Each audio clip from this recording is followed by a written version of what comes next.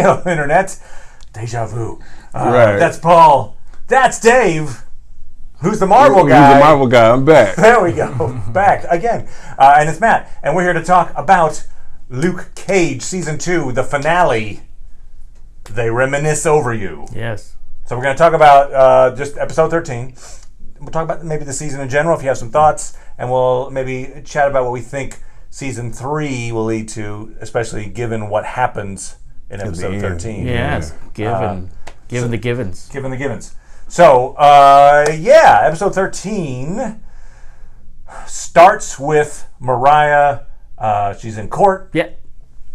It ends with Luke inheriting Harlem's paradise. And then we're going to talk about what happens in between those two things. All right. So Mariah has this, the courtroom scene. It seems inevitable she's going to jail at this point. It does seem inevitable. She makes this analogy to herself as like the walls protecting New Orleans from Katrina. Yes, that's her defense. That's her defense. And a bad one because the judge wasn't having that. You should let me go because I'm the only thing standing between hell, and Harlem. And Harlem, right? So if you want to stay in Harlem, you should let me out so I can still run crime. Like I'm the levees, but remember, Mariah, the levees broke. So the levees broke. Now, also she's got a line in there that is pretty much straight out of Few Good Men, because she goes she doesn't say she's talking about the wall. And she more or less says, "You want me on that wall? You need me on that wall." That's right. And so she's Jack Nicholson as well. Yeah, you can't handle the truth. Which again, if you're trying not to be the villain, maybe you don't quote the villain from the movie who ends up going to jail. Yeah, no, that's not necessarily the best strategy. No. But okay, to her credit, I guess she turned out to be correct. That when she leaves the scene. Yes. Crime spikes, and you got just guys on the street just shoot machine guns at each other in broad daylight. Yes. So hell does come about. Well, partly because of her, though. Well, sure. Yes. Right. All right. She wasn't like she was trying to quell the chaos. The point. She's like, can we also kill all of the people that used to work for me? Can we also do that? Man, all of them, even the dude. What was it? Alex. Now, she was Alex like cozy. That Shade should not have been jealous at all. That's right. That her cozying up to him didn't buy him anything. So did you get this out of now? Obviously, one of the big moments in this is Mariah dies. Yes. We were you were kind of hoping that would happen, I believe, right? You were like, I'm kind of done with Mariah. I feel like this season should be. Am I wrong? Am I putting words in your mouth? I can't remember that. Okay. It certainly was a good way for her to die. Okay. I'm not gonna, Yeah. You're asking the wrong person about what I said. That's right. We'll just we'll go watch the hours of tape. Okay. Right. But so Tilda gives her the kiss of the spider, kiss of whatever it was. Man. And reminiscent of Game of Thrones a little bit. Sure. But Joffrey. So. No. The other one. Sisters killed the other daughter. The sand snakes. On the boat. That's right. That's right. Yeah, they got his little kiss thing. Yeah. So it seemed to me that Alex's death is what finally made Tilda decide to kill her mom. Maybe. Yeah, because I think she had a thing for him a little bit. Well, and he came to her too, like, hey, you gotta save me. She's like, no, I can't save you. Yeah, you should have. So then I couldn't understand, like, well, how you trying to act all heartbroken? Like, he told you, hey, man, she's trying to kill me. She's trying to kill me. And she's like, no, I can't help you. I can't. Yeah. Trust but now you got all these tears. I'll tell you what, once she does kill you, then I'll kill her. Not before, after. So, because, we've got the moment where Don't tell me what you think she's going to do. She's hiding Bushmaster. Fake news. Right. So she's hiding Bushmaster, and Bushmaster is still alive and is going back to Jamaica because that's where the nightshade grows best that can heal him. And we get the idea that even though he's alive. I mean, they're like, oh, he's going there to die. But no, he's going to get that good stuff. I'm going to get that good nightshade. That's right. But as he's leaving, or at least one of his last words to her is like, Mariah must burn. Yep. As long as she's alive, it's just going to fester. Yeah. So she My takes soul that to will So heart. if you have any poison in here at all, that could Yeah. do it. Right. You know, Maybe kill your mom. Maybe. by proxy. Maybe. But that, and you could see her take that in, Yeah. but she doesn't act on it right away. Yes, no. And it's only later Alex Until shows up. Alex. It's like, help me. She's like, yeah, no. Should have thought of it earlier, you. Yeah, you. He leaves. Then she sees him dead on the Yep, street. sees him dead on the street. We see her pull out a phone. We don't know what she's she's no. calling, but I think she's setting up a meet with her Yep, mom. she is. And so we then see the next thing we see of her is meeting with her mom and Yep, killing her. yep. So I feel like that death, even though maybe what would be what is the impetus? Why was it Alex that set her off finally? Was it just that she felt like she was becoming too much like her mom? That she was like, I send you away, and maybe she feels guilty about that, or what do we? Why was Alex the tipping point to I'm going to kill him? Can't I'm going to tell kill you. him. No. You know, My mom's horribly evil. yes, I think she was thinking, like, you know what, my mom is horribly evil. Like, she did this to this guy. He was nice. He didn't do nothing, but be nice to her. Like, I thought she liked him too. And then I also think that maybe Tilda kind of liked him. When he first started coming around, at least from like my first time seeing him in the show, he was kind of cozying up to her, handing her the champagne, Little flirtation going on. Yeah, perhaps. just a little flirtation. Not too much, but just a little bit. And I think maybe she kind of like, And maybe that fact that like, it's one thing to kill Bushmaster who's trying to kill you. Right. It's another thing like this guy who really isn't a criminal. Yeah. And you just bumped him off because he might talk. Yep. And then she's like, all right, I'm done with you. let me put the lipstick on. Right. Yeah. And I knew something was going on with. I didn't think she was like going to kill her that way, but I knew something was like she was kind of disassociating herself from her mom's when she, kissed her and said goodbye, mother, and she called her mother. Exactly. Huge moment because also Mariah figures that out. Yeah. Right? So she's like, she said she called me mother instead of mommy. Like, All right, let me change my will. That's the moment when she writes her out of her will. She's like, she wasn't, she was lying about the whole thing. I'm just going to leave her a keyboard. It's like, wow.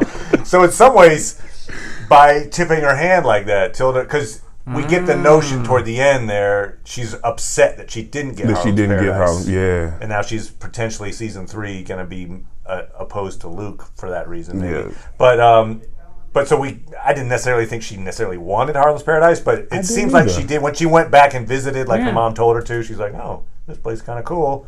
I guess I will take this." But she said the word mother, Instead of mommy. and she got a keyboard. Wow, she didn't appreciate. That's it's interesting. I mean, I feel like it's interesting that she figures, she doesn't love me. She called me mother. Oh, I'll write her out of the will. It's like, okay, is that the worst you can imagine her doing? And that's the clue that you had that didn't give you enough of a clue. You should have been like, I mean, you could have, if I was trying to rationalize it. Let's say I'm Mariah. I'm like, she said mother instead of mommy.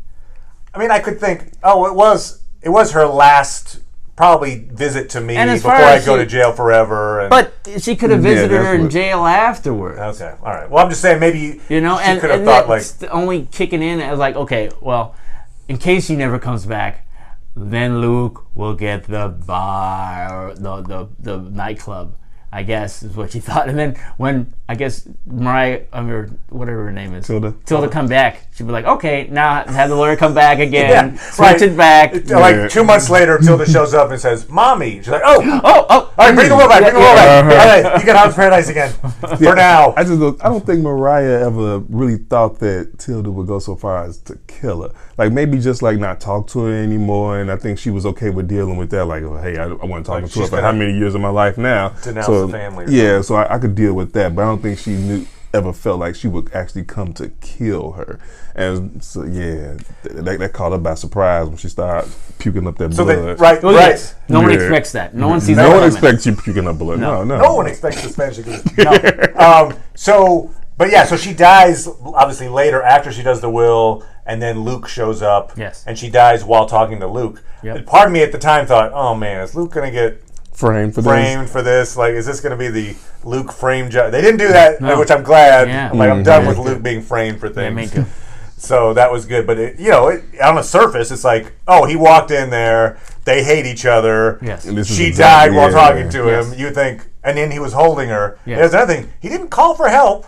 No. Oh, no. He wasn't like I think he mentioned that to her too. Like, I'm not gonna help you. Yeah. Like I'll stay with you. I'll stay with you. But I'm not getting no help it from burns. He's like, good. you. Yeah. But so if you just play that out, now obviously in the course of the show, the poison was so strong that there was no way out and she died within seconds. But he doesn't necessarily know, like, in that moment, she maybe had, who knows, maybe 10 minutes to live. Mm-hmm. If I get her help right now, she'll recover. And instead he's like, no. Yeah. So in a way, I'm about to he enjoy kind of this let show. her die. Basically. Yeah. In a way. I mean, he wasn't responsible for her murder, but... Yeah, I'm down with that. He did let her die. He could have been like, guard! Yes, duh! he could have been. And he's like, yeah, I'll just... He didn't make a sign language signal or nothing. It's possible that he knew that it had been a while since, because you had to sign in, maybe he saw earlier her daughter came, so it was like, wow, if she poisoned her, that's some time to sit with that poison. True. It's just like like if he was lawful good in Dungeons and Dragons terms, he would have been like, hey, we can help her. Yeah. He was kind of like, he wasn't doing he didn't even try. Maybe he asked himself, what would Michael Corleone do? Right. And or Luke Corleone, as they call him at one point. So let's, I guess we're burying the lead here, and that the big reveal in this show, other than Mariah's death, is this sense that Luke is now kind of taking on the role of Mariah. Yeah. He's decided, I'm gonna deal with the crime bosses of the city, and they're gonna come to my club. No, he doesn't. He doesn't have his shades. He doesn't have his shades. He doesn't have his shades. He has sugar. Well, but he's not macking on sugar. So. Okay. Thank God. Don't take it there, Marvel. Don't take it. Okay. But I think it was what was it? Right, because he sent her away. Right, he sent night nurse away. He did. That's true. So we didn't even get to see her. Be like, what the hell? He did send her away, didn't he? Yeah. So that's interesting too. In that, so it's one of the last lines of the season. Sugar, who is now kind of his lieutenant, comes up, to the club and is like, "Hey, Claire's downstairs. What do you want me to tell her?" And he's like, "Send her away." Now we don't even see her react. No, we don't. I don't think she was on set. I think they were just like, no. It's just really interesting that they were like, "Don't even show her. We're just gonna stay with Luke." Because you know what? At first, when he said she's downstairs for you, I thought he was talking about Nightshade because she walked in the club, right? And so he's like, "She's down there to see you," and I'm like, "Oh, okay." He's sending Nightshade away. I thought that was gonna like kick something out, but it was like, "No, tell Claire or whatever." Like, "Oh man, he's sending baby girl away." Yeah, he's sending her away, which man. A typical arc would be, they split up because he's not himself early. Mm-hmm. Then he finds himself and reunites with the girlfriend. That's the way typically it would go. Yeah. So in this case, it's kind of interesting. They were like, no. He's found himself, but that self is still like... He knows where he's going. You know what? I think what he reminded me of? Red Hood in the DC comics. Cool. Yeah, Red Hood kind of, I'm not going to do things Batman's way. I'm about to control the crime underworld. Give a quick little synopsis for those who might not. So Red Hood in DC Comics, he used to be Robin, got killed by the Joker, resurrected by the Lazarus Pit, and he decided, I'm going to clean up Gotham's crime underworld by essentially taking it over, and I'm going to control it. Kind of like what Luke Cage is doing now. And yeah, Luke Cage pretty much reminded me of Red Hood. That's what I got the sense of. Tim, is that his name? He's Jason Todd. Jason Todd. Yeah. And so I was thinking that, oh man, like this is just exactly who this guy reminds me of. Like this looks like Red Hood. Interesting. Yeah, and it is a interesting take. And actually, it's the more I think about it, the more I like it. Like at first, my first reaction was like, "What? Luke Cage?" When he gets kind of rebuked by his the little homie DW. Yeah, it was like, "Look, if you're the boss of crime, you're a crime boss." And he's like, spells out, it's like, "Get out of I'm going to lease this barbershop. Mm-hmm. This barbershop is Switzerland. You can't be a crime boss and hang out in the barbershop. So get." Yeah. And he agrees and leaves the barbershop. I mean, it's a huge deal. I mean, it seems like that's part of his. I wonder if at some point they were like, these lines that we had Claire saying, we could just put in his mouth.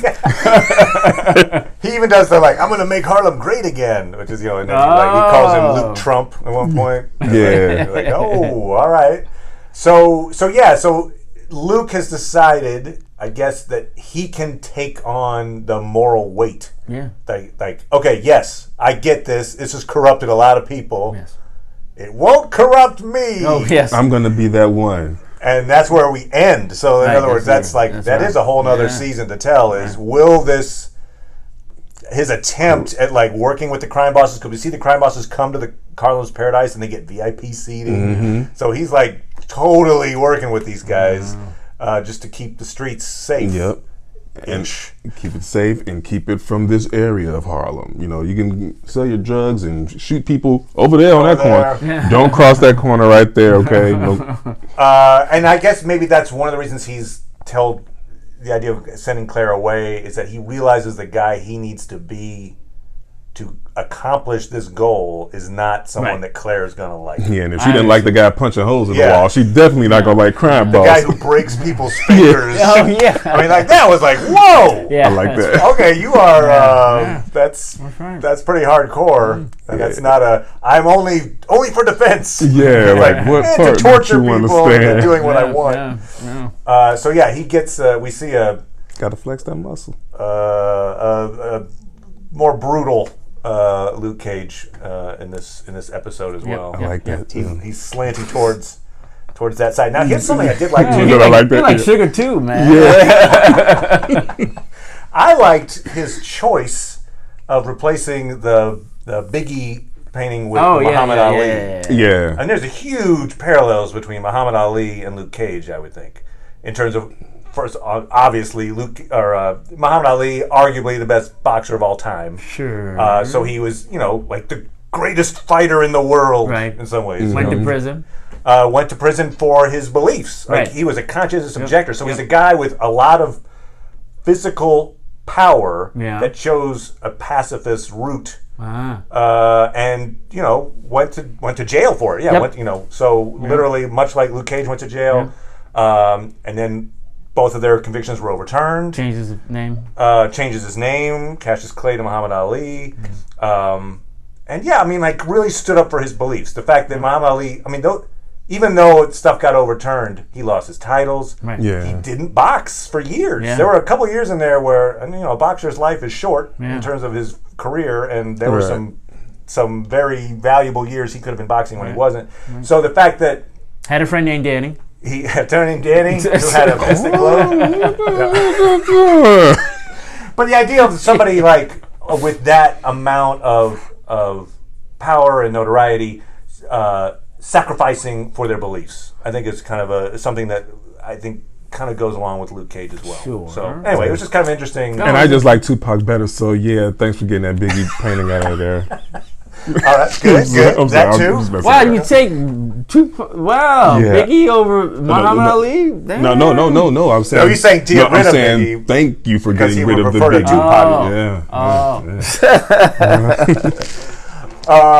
So, what are some of the things we learned about? So, obviously, Mariah dies. Tilda is now positioned to be a season 3 villain, I would think. It does seem like that. Yeah. It doesn't. I don't understand why. Like, you took my nightclub. Like, I had plans for that nightclub. It was gonna be called Nightshade. I was gonna be growing in there. I was gonna play on my keyboard, and everyone was gonna listen to me. She was gonna make us listen. Yeah. You will listen to everything I play. She was probably gonna get her poison ivy on. Who knows?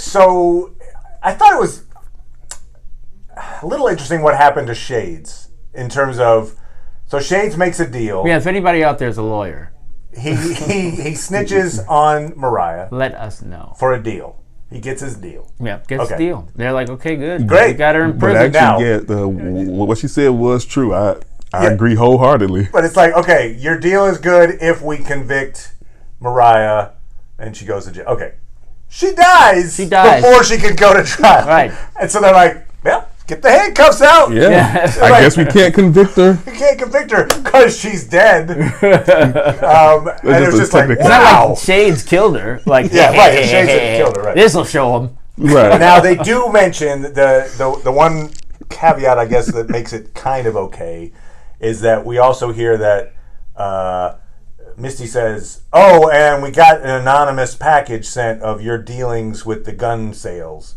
And he, Shades is like, "Oh, she thought of everything, didn't she?" So I guess Mariah set him up. Like her last death thing was to get him on that. Stick it to Shades. Well, then there you go. But the original arrest is, "Oh yeah, we made this deal with you, and we've now exploited the fact that she died first." Right, yeah, that's they expressed it. Instead of saying, "Oh, it turns out you lied," and that's what we get you on, which is legal. It's like, if you lie, I didn't realize he left out the gun deal. Well, I think he was trying to get. I think he was trying to get immunity for everything. So I don't know if he actually told them about all of that. Well, he should have. But he told them about the murder. He did.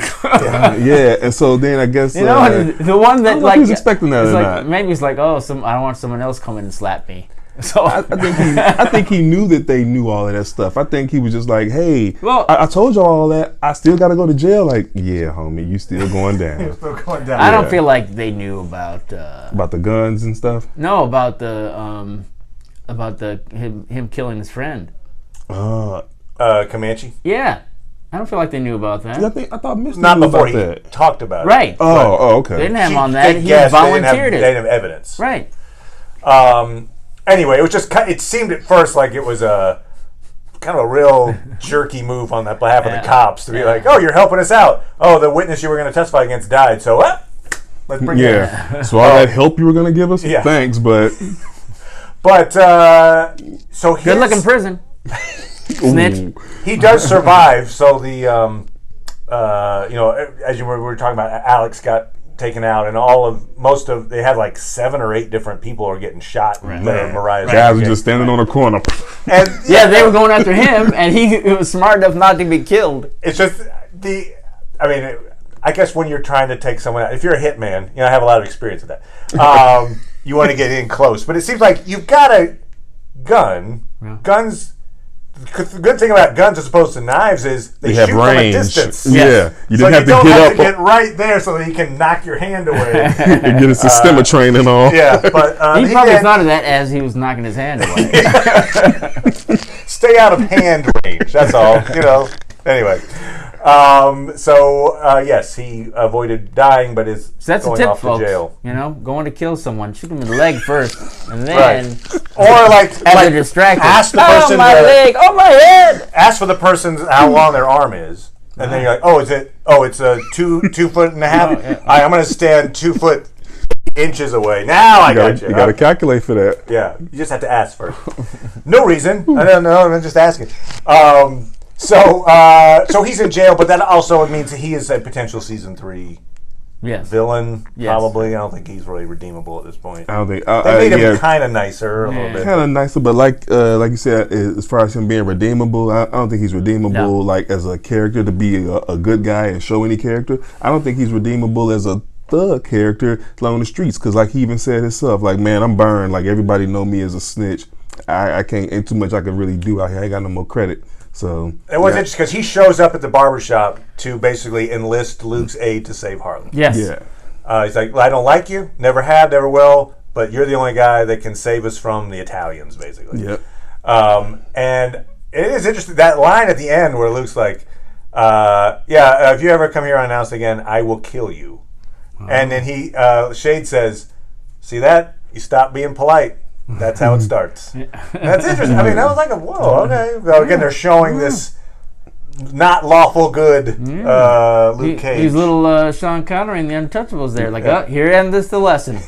And you know what? That's the New York. That's the New York. That's way. The Harlem way. They put one of yours in the hospital. You put one of theirs in the morgue. Yeah. Hey, I like heroes like that, or vigilantes.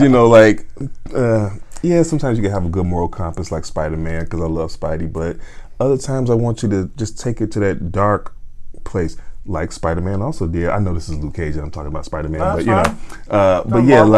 like Spider-Man went into the jail cell and slapped around Kingpin when he threatened Mary Jane and Aunt May.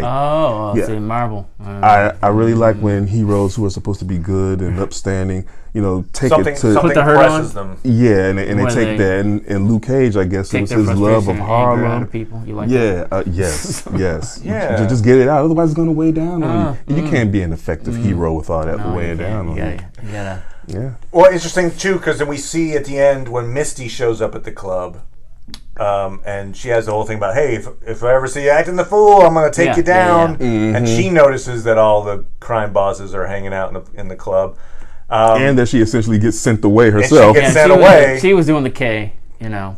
So you get the feeling that Godfather there. Oh yeah. All right, door closes. It's like, oh, come over here, sugar, kiss my ring. Man, may as well have, right? What? He's gonna have like Fredo Lucas. Will be like it was you. So that I assume a season 3 thing again will be maybe he's working with the underworld, and are they gonna be? Are he and Missy gonna just work in perfect sync, like the cops and Luke are just working? And no, they're gonna be at odds in some way. Now whether Luke, I don't know how that manifests itself, but who knows? I feel like Misty will be an obstacle to something Luke wants in some way. Of course. Luke, if you can listen to me, Luke. These women in your life trying to be an obstacle to you, man. Always trying to tell you to keep your feelings in. Stop it, man. You did right by sending Claire away. You did right by closing that door on Misty. You be that crime lord, buddy. You got 99 problems, Luke. And don't have them as one. Yeah, that's right. All right, so you brought up Claire. What do we see as the future of Claire in the MCU? Well, the actress is saying she doesn't know that there is. That's what I heard, too. Oh, really? That Okay. she's like not... Well, she hadn't said, I'm not coming back, but... I think she imagines that they don't, That she's not sure if her character is coming back. Yeah, which would be a little weird. I mean, she's been such an active part of it up till now that they should at least have some kind of closure on the character. If they intend for her not to be around, either they kill her off or they do something other than just... Oh, you showed up at the club. We didn't show you leaving, and you left. And you just never came back. Like, that hurt her so much. So you're saying they owe her a goodbye Don't put that camera scene? on me. Right. You saying they owe her a goodbye scene? I think so. Yeah, no? You don't think so? That she's been across all of these... I mean, if anywhere... Well, I guess you could say she had the strongest relationship with Luke. But, she all started with Matt. So I was going to say with Matt, actually. She could, show up in Daredevil season 3. I mean... Yeah, because, She was in Defenders. Yeah. I'm just saying. She is. And I think she was in... Well, did she? She didn't show up in Iron Fist, did she? Oh, I'm sure she did. Yeah. Because somehow or another, she knows Danny. Right. I think she advocates that Danny goes... She at least was in the Defenders. Defenders? We're in there so maybe that's all how hiding out, I think. I think I Okay. saw that scene. Now, speaking of that, Iron Fist Season 2 is coming out in like a couple of weeks. That's true. Really? We may or may not cover it. I think we're going to wait and see if people have the same reaction as they did to Season 1. Oh, yeah, because my reaction to Season 1 was not a good one. Yeah. So we'll but if it's like, hey... What do you know? We're shot. Hey, then we'll cover it, and we'll have to bring Dave back for that. It will, right? You know it. Although he might wait as long as he did to start watching Luke Cage. It did take me forever to start watching the season, and I was anticipating the season too. But once I started watching it, I'm like, what took me so long to start watching this? This was like a really great season. Yeah, I was gonna say. So, what do we think, the season wise? Yeah, I loved it. Like, I started getting hooked. Like I said, when I started watching episode 1, it was like I was around tired, whatever. But once I got through it, and it just kept continuing. Every episode had a cliffhanger.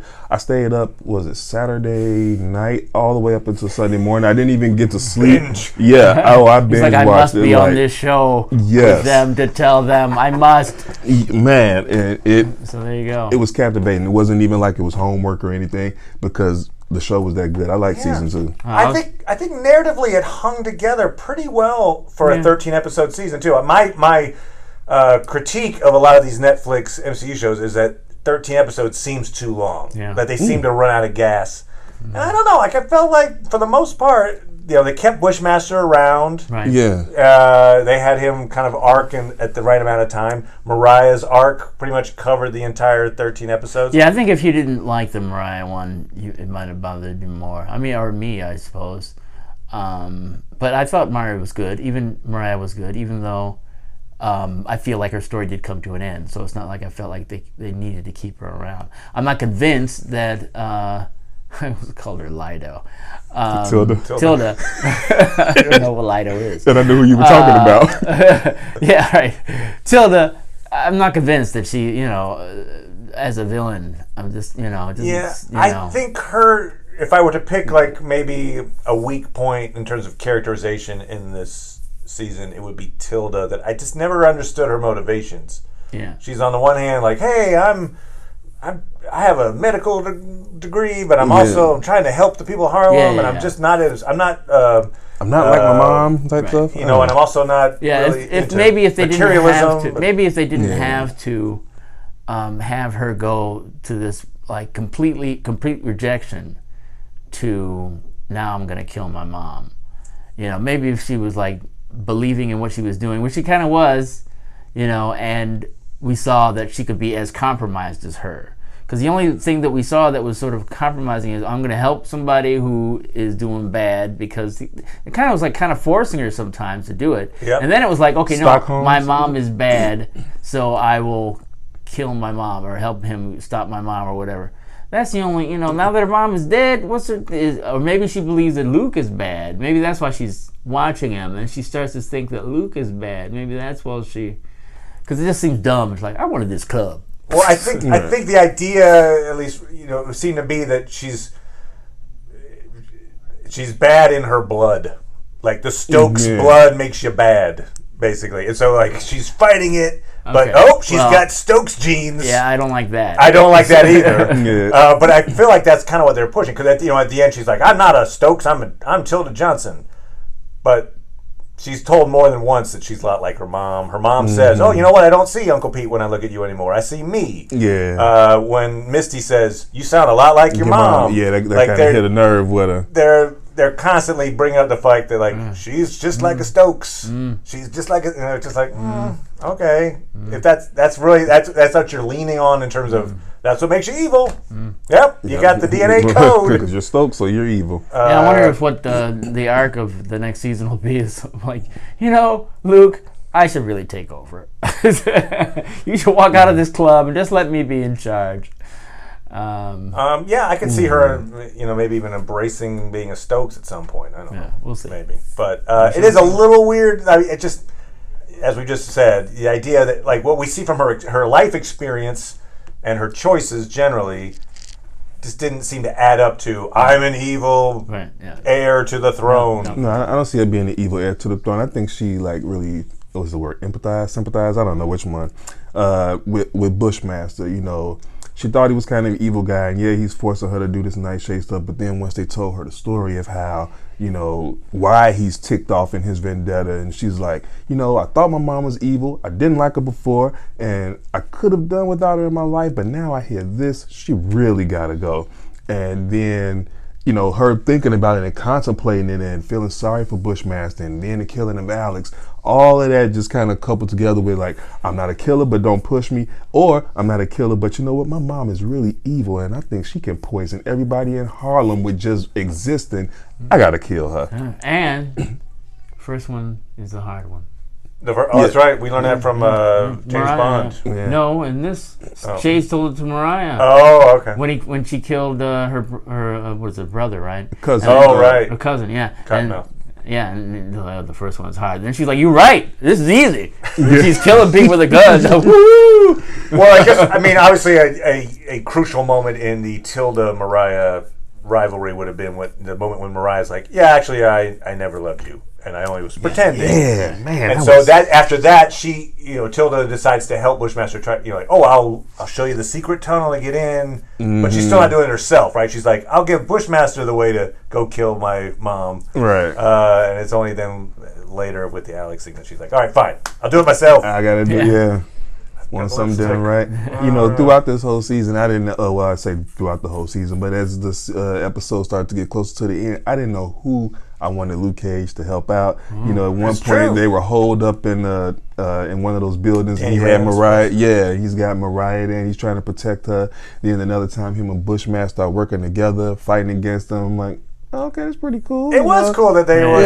It was a little moral ambiguity going on there. Aside from like these Marvel villains, aside from, I guess this is the second one. So actually, I like Kilgrave too, but what's this guy's name? He was just in Black Panther. Killmonger. Killmonger. Aside from him and me really kind of like feeling him and like, oh, I guess I kind of understand you.